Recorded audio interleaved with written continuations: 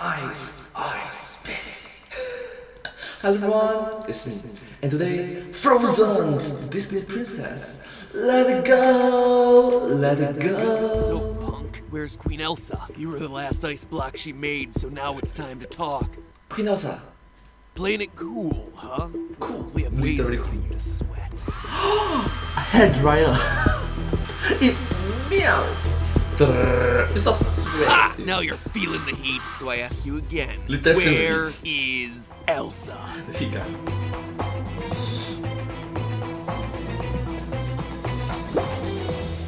What'd he say? Ah, nothing. Turns out... Oh, but hey, that's just a theory, a possible theory. Elsa is the... Wow, there's a lot of clues, a lot of hints.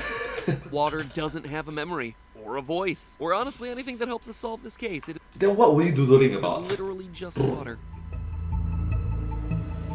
It's not gonna say anything. Wow! A snot on the face. Hello, Internet! Welcome to Film Theory! Hello Internet! Welcome to Film Theory! Hello! Where it's January, and that means it's time to YouTube and chill. Since it's too warm in Netflix Southern and chill. California to build a snowman, whether I wanna or not, I have to find other ways to celebrate this time of year, so I'm cranking out a sequel of my own on Frozen 2. Alright, note that this video came out in the year 2020, and right now it's in the year 2022, so 2 years have passed. But hey, that's just a theory. Just as silly, but somehow less of a cash grab than Disney's version. Yes, Oh! I am ready to break the ice to talk about the most anticipated animated sequel of all time with the most blatantly merchandisable costume changes in Disney history. And in case you're wondering, yes, there will be spoilers. So if you don't want to hear the ending, you're gonna want to put this video on ice and go watch the movie already. Or, in other words, go get it over with. Now, despite the opening of this video, I'm not actually gonna talk about the big theme of this movie, which is water having memory. That's actually a theory for another day. No, instead today, I'm actually turning back to Frozen 1 to address the famous adage from Elsa. The cold never bothered me anyway. I don't know if you've heard... Wow! The cold never bothered me anyway. That's very strong and empowering. Heard this one, guys, but the cold never bothered Elsa anyway. Apparently that's their reasoning for her walking around on mountaintops in silk organza gowns that are easy to mass produce for the children of the world. In one of her most famous lines from the most famous song of the movie, Elsa lets us all know that part of her power set is that she's impervious to how cold her ice castle is. Not only that, but she walks around in the snow and has a gown with a very chilly looking neckline, but it doesn't seem to matter because none of it can affect her. Seems like a very clearly defined power set. I Possess the ability to withstand the cold. can respect that. And then you fast forward to Frozen 2 where they throw all of it out the window. In Frozen 2, we have this massive climactic moment near the end of the movie where we see Elsa freeze solid. What? We just went over how Elsa can't be hurt from the cold, how she's literally swimming in the Arctic Ocean and walking around in this permafrost forest for days in a jacket that's perfect for your next trip to Walt Disneyland, by the way. Okay, so you're trying to say that it out-freeze water? Out-freeze ice? Over-freeze. And when we see her defeated, it's by freezing her to death. Not only is it a blatant ripoff of the climax of the last movie where Anna froze to death, but it just doesn't make sense with Elsa's power set. The cold doesn't bother her. So you know what? The question I, as a theorist watching this movie, have today, well, there are just so many questions, but the question I want to ask today is this. How cold does it have to be to bother Elsa? Do you know that cold doesn't actually exist? It's just the absence of heat. Clearly, she's not immune to freezing, so what temperature does she freeze at? What is actually going on in this scene? Where is the temperature that we get ourselves a nice Elsa-cicle? Now, in case you didn't feed the beast of the Disney sequel machine, or your memory of this movie is foggy, or you just checked out after the words North Uldra and Atohallan were repeated like 47 times in this movie for 4-year-olds, Elsa winds up in this chilly little predicament after embarking on a quest at the behest of, well, almost nothing. Some spirits who are whispering to her or something, and almost killing her entire kingdom, but they're not the same spirits who are trapped in in the misty wood. It's super confusing, really inconsistent, and not that well written, okay? I gotta get that off my chest. Anyway, she journeys around the north to claim her place as the ultimate ice queen. She abandons her sister, who clearly has PTSD from the last movie and is angry about being left alone on this journey, which is a plotline that never gets resolved. Fantastic. She rides a horse mermaid hybrid up to the North Country and forgets about Kristoff along with the rest of the cast and crew of this movie. And also learns to ride horse, given that, as you have mentioned, the entire of her childhood she was trapped inside. She must be very talented at learning how to ride a horse with such a short limited amount of time period. Who is left alone to sing an 80s inspired power ballad. The real theory here is whether Disney knew how badly put together this movie was, but I really don't need to get myself started on that. Long story short, what you need to know for this theory is by the end of the movie, Elsa finds herself in the North Country in a dark, mysterious ice cave of self-discovery. She falls a long distance into it, that's it. She freezes, eventually she gets thawed by the power of who even cares anymore.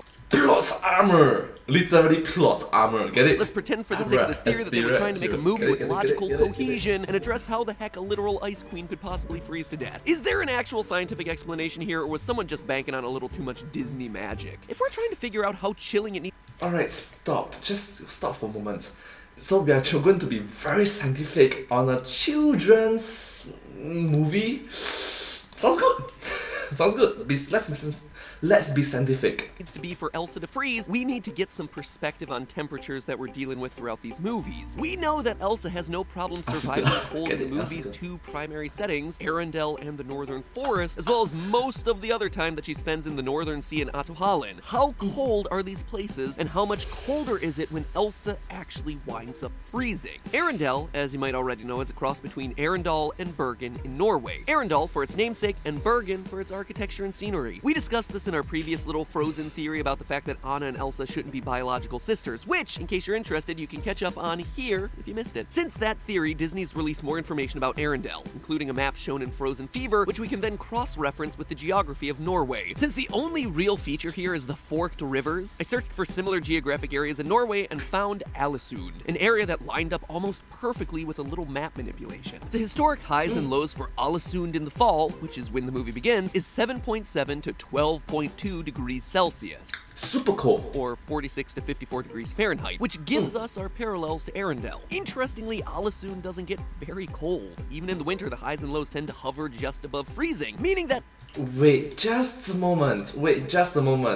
I think it's because of the fact that I live in Singapore and it's near the equator, so my definition of cold and your definition of cold, my pet, your definition of cold is not that— Okay. I'm sorry. Elsa's winter wonderland in Frozen 1 would have been much colder than the geographic norm. Additionally, we know North Uldra, the enchanted forest, is within a day or two wagon ride from Arendelle, so we're likely looking at the same temperature averages there as well, with maybe a degree or two of difference. None of the people living there seem to be keeling over from frostbite, so Elsa can just survive there like everyone else. So with those two out of the way, we can actually focus on the more northern locations of the movie, the North Sea and Atohallen. As Elsa journeys north, again after abandoning her sister in the middle of nowhere, we reach a point where, according to the Frozen Fever map, she runs into the Nordsøen, which is Danish for North Sea. Now, the closest body of water north of Norway on a real-world map is the Norwegian Sea. Interestingly, the name of the Norwegian Sea roughly translates to Sea of the North, so it's a fair stand-in. A bit of research will tell you that the Norwegian Sea, especially the areas close to the coastline that we're dealing with, all max out at about 5.9 degrees Celsius or 40.8 degrees Fahrenheit, which is not exactly prime surfing temperature. Yearly minimums of 1.3 degrees Celsius or 36.2 degrees Fahrenheit are reported, so waters that are just barely above freezing, making this some seriously cold water and easily enough to kill a normal person in a matter of minutes. Interestingly, Elsa's ability to survive in the cold water is perhaps more impressive than her ability to survive in icy castles on dry land, especially when you look at the thermodynamics of a human in water. Falling into water as warm as 68 degrees degrees Fahrenheit or 20 degrees Celsius can trigger what's known as a cold shock response, which is the same response you get if your shower suddenly runs cold. You gasp from surprise as a reflexive part of the response, but if you're in a freezing ocean, the gasp forces water down into your lungs. Your limbs are suddenly stunned from the shock of the cold, and you drown almost immediately. If that's not scary enough, or you manage to avoid the cold shock response, you're still not in for a good time. Even if you're in control of your body to begin with, you lose control of your limbs in about 10 minutes at water 50 degrees or lower. And hypothermia, your internal body temperature dropping below 95 degrees, sets in under an hour, even in the best possible condition. Alright, so there's the hypothermia and the response towards cold. The cold shock. Interesting. I'm glad that I watched this video to learn more about it. Thank you. So for Elsa to survive even minutes in the North Sea waters, she would have had to have been wearing the equivalent of several immersion water survival suits, these big old rubbery looking things. This means that in water where other people are literally paralyzed and where body temperatures would drop below survivability in a matter of minutes, Elsa's maintaining a normal internal body temperature and ice surfing with the best of them. It is unbelievable that it doesn't freeze her. That said, we do have one final location to consider. Holland is the glacier island that Elsa rides to in what seems like a few minutes from North Uldra. Well, initially I wanted to say that this was intended to be Iceland, since the crew from Frozen 2 visited Iceland for geographic inspiration on the movie. It's just too far north. Honestly, the closest coast of Iceland is about 900 miles from Ålesund, or any part of the Norwegian coast, which would take a horse, even a magic water horse, like 40 hours of straight running at top speed with no rest. To make But having said that, there's always magic plot armor. Maybe. our movie travel more realistic, I chose the small island of, can't pronounce those letters, just off the north coast of Norway. I'm sorry for the people that are living there.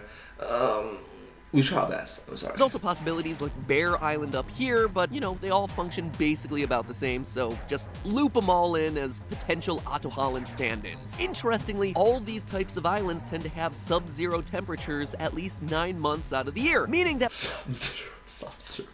The greater when Sub-zero. Elsa likely lands in Otto Holland, the temperature is going to cause water to freeze directly onto her skin immediately. On top of that, she's facing ocean winds, which will give her a wind chill effect, making it feel even colder for her. Starting at -5 degrees Celsius, the average temperature for unpronounceable Norwegian island in November, we can calculate wind chills for 10 to 30 miles per hour, or 16 to 48 kilometers per hour. At these winds, Elsa's feel-like temperature is going to be about -10 degrees Celsius to -15 degrees Celsius, or 12 degrees Fahrenheit to 5 degrees Fahrenheit. Even then, there's not even a shiver, so we know even at temperatures significantly below freezing, it is still not cold enough to bother her. So geez, how cold does it need to be? For me, this seemed like a research dead end since we can't even guess about the temperature in the magic cave she's in, how far she's falling, things like that. Heck, inside the cave, it probably should be warmer because she's not subjected to being wet in the wind. That said, there is one thing that we can still speculate about: Elsa herself. What if instead of looking at the air around her, the water that she's impossibly swimming through, all of that stuff, what if we stop comparing her to the way that humans freeze and stop assuming that she's human at all? Instead of assuming that her body functions like a normal person's body, it might make more sense to assume that it functions like the element that she's associated with,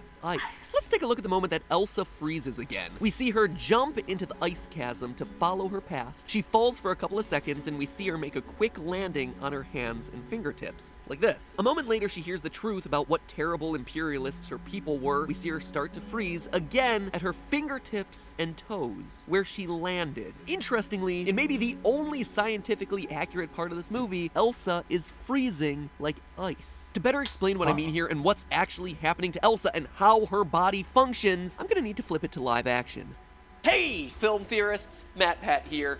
Oh my god, Matt Pat looks so old. I was gonna say young, but he looks mature, so good for you. Might not look like it because I have less hair up here, more hair down here, but don't worry. That's what happens when you do a charity live stream and put your hair on the line. I'll be back to my old self in like T-minus 3 months, who knows. Anyway, let's do some real world science, shall we? Back in high school, because, you know, this is not child-directed content, only 13 and up here on this channel. Yeah. You may have done your I'm definitely older than 13 years old. Of course lah. self a little experiment in the realm of supercooling. Now, there are lots of YouTube videos out there on this, but I didn't feel like trying to license those because they're expensive, and doing science myself is really fun and cool. So anyway, supercooling is just... Yeah, science! Oh my god, use a meme.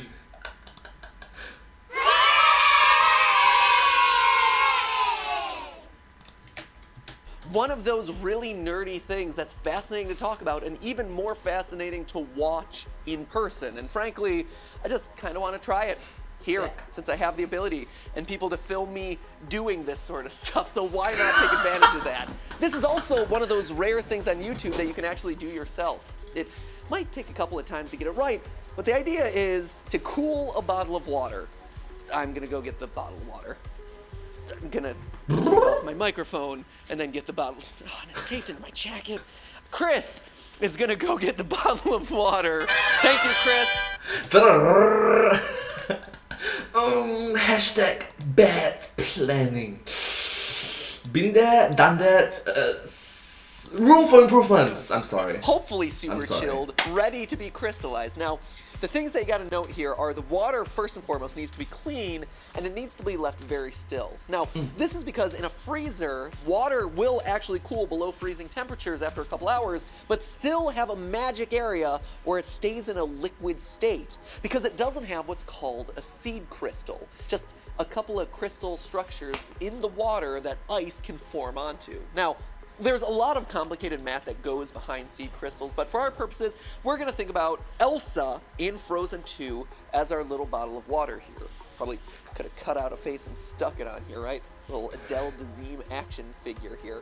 I really like it that, let me just rewind that for a bit first. In Frozen 2, the editor as our have little bottle of done some water magic. Probably could have cut out a Here face you and go. stuck it on here, right? Little Adele Dazeem action figure here.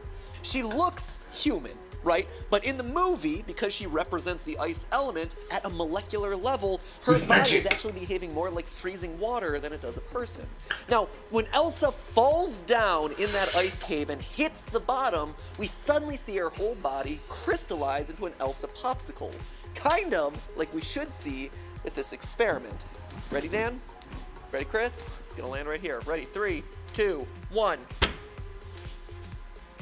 And you see it, it's going. What you're seeing here are water molecules suddenly colliding into each other. A little seed crystal at the top and all the water molecules hitting into it and glomming on, crystallizing into that structure, proceeding all the way down into the bottle until now we have mostly ice. Bro, just saying, maybe the lighting can be better.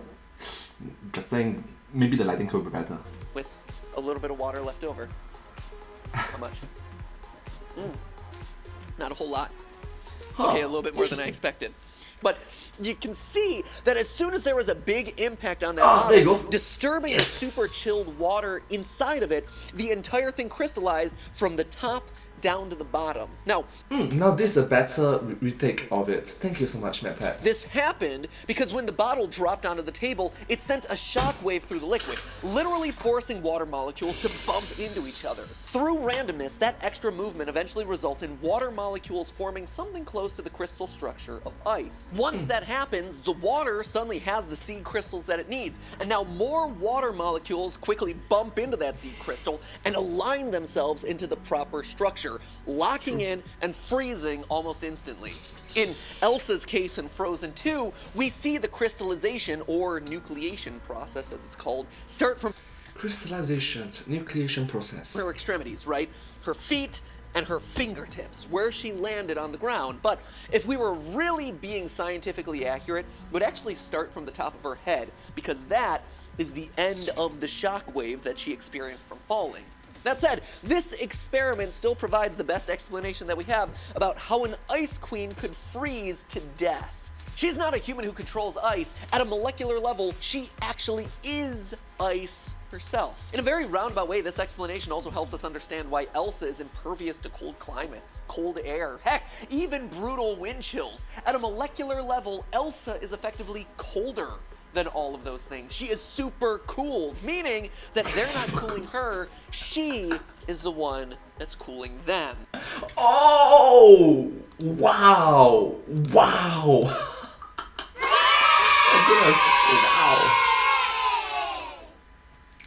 super cool, man. That's awesome. It's science, it's frozen, and it is super cool. Literally and figuratively.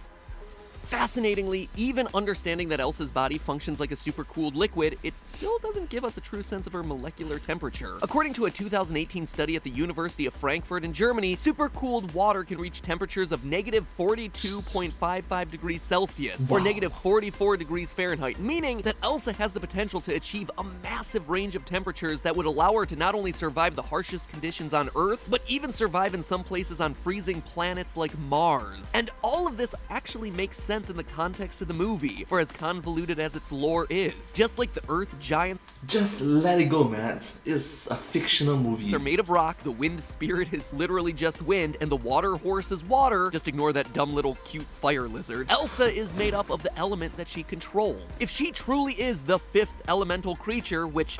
Oh, wait. I was thinking about Avatar, the legend.